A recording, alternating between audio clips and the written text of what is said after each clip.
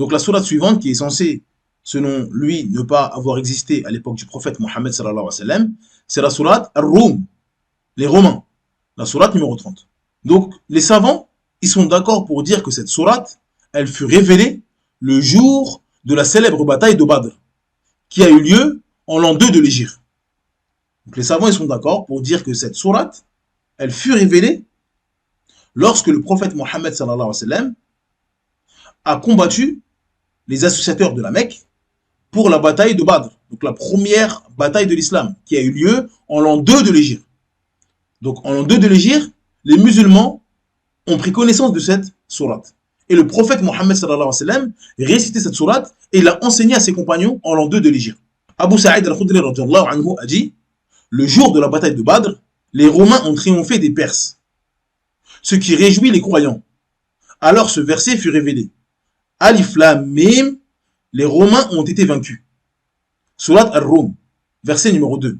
Jusqu'au verset, les croyants se réjouiront. Surat Ar-Rum, au verset 4. Il a dit: les croyants se sont donc réjouis de la victoire des Romains sur les Perses. Dans ce noble hadith, on a Abu Sa'id al-Khudri radiyallahu anhu, un compagnon du prophète Mohammed sallallahu alayhi wa sallam, qui est mort en 693 de l'ère chrétienne. Donc encore une fois, on donne la date. Pourquoi?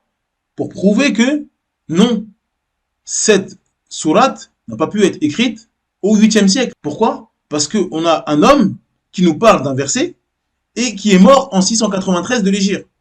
Donc, à la fin du 7e siècle. Mais il nous a dit que ces versets ont été écrits sur 200 ans. 200 ans, ça veut dire au 8e et au 9e siècle. Car le 7e siècle, c'est l'époque du prophète Mohammed et de ses compagnons. Donc ils étaient vivants. Mais lui, il a dit que c'est 200 ans après la mort du prophète Mohammed. Donc forcément, c'est après la mort de ces compagnons-là.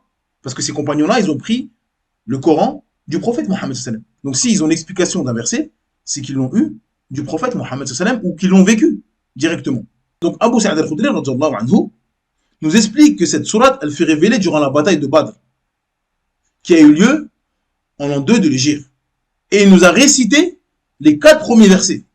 Donc il a expliqué les 4 premiers versets et qu'est-ce qui s'est passé dans le rang des musulmans quand ils ont entendu ces versets.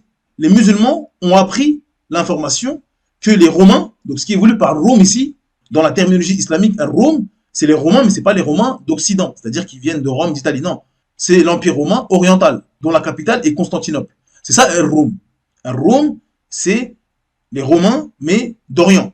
Donc, qui ont pour capitale Constantinople. Donc, ces Romains-là, ils ont battu les Perses. Donc, ça, c'est un fait historique. Ils ont entendu parler de ça. Et les musulmans se sont réjouis de ça. Pourquoi? Parce que les Perses, c'est les voisins des Arabes. Donc, leur mal était le plus proche. Et donc, ils ont été contents de leur défaite. Et donc, après cette victoire des Romains, donc ça a fait grandir l'Empire romain, ça lui a donné de la force. Et donc, Allah Azza wa Jal a informé les croyants que les Romains allaient être battus.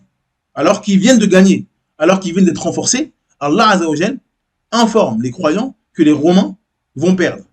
Et il annonce la chute de l'Empire romain oriental. Et bien sûr, la chute de Constantinople. Ce qui va arriver dans le futur. Et donc, ma question est la suivante. Comment se fait-il qu'un compagnon du prophète Mohammed sallallahu alayhi wa sallam nous informe à propos de certains versets de la sourate Ar-Rum, les Romains, sourate numéro 30, qui est censée être une sourate qui n'existait pas.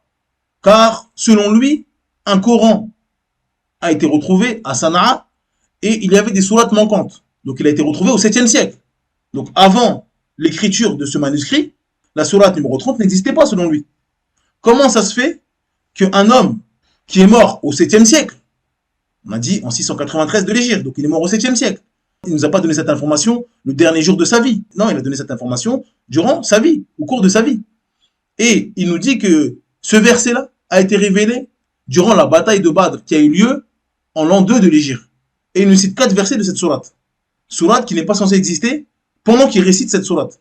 Et donc après il va mourir, et donc quelqu'un va écrire, il va sortir de sa tête des versets, et mot pour mot, ça va être les versets qu'Abu Sa'id al-Khudri a mentionnés. J'aimerais bien que vous m'expliquiez cela, ce phénomène. Une fois, ça peut marcher, mais là, on est en train de mentionner plusieurs sourates, plusieurs versets, et à chaque fois, ils ont tout bon, pile poil. Donc, il dit un verset qui n'est pas censé exister. Donc, ça veut dire la personne qui écrit ce verset-là 200 ans après, elle n'est pas censée avoir de traces.